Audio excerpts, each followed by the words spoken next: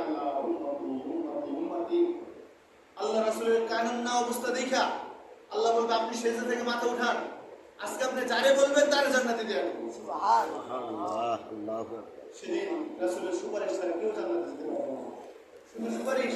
আল্লাহ রাসূল আনন্দিত হবেন যে আমার এই উম্মত আমাকে দেখে নাই কিন্তু আমার কথা মাইনা চলছে, দ্বীনের পথে চলছে, তাদেরকে আল্লাহ রাসূল নিজ হাতে হাউজে কাউসার থেকে পানি পান করাবেন। সুবহানাল্লাহ। ইমানদারি দিয়ে শুরু করবেন। হাউজে কাউসারের পানি এমন এক পানি যা পান করার পর আর কোনোদিন তৃষ্ণা না হবে।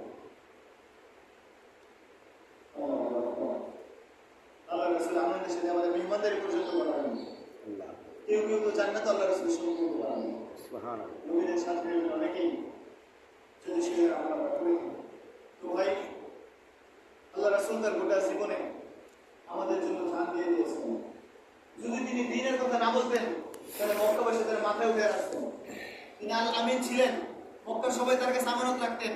এমনকি যখন তিনি দ্বীনের দাওয়াত দেন তখন মুহাম্মদ সাল্লাল্লাহু আলাইহি ওয়াসাল্লাম অফার করছেন, মুহাম্মদ তিনটা অফার, তুমি যদি চাও গোটা মক্কার রাজত্ব তুমি নিয়ে নাও, যদি তুমি চাও এই গোটা মক্কা, মক্কা মানে মক্কা আরব, সম্পূর্ণ আরব, এই মক্কার সকল সম্পদ আমরা তোমার সামনে সেই স্তূপ করবো, তুমি সেই সম্পদের মালিক হবা, তুমি আমাদের মধ্যে সবচেয়ে বড় ধনী হইবা।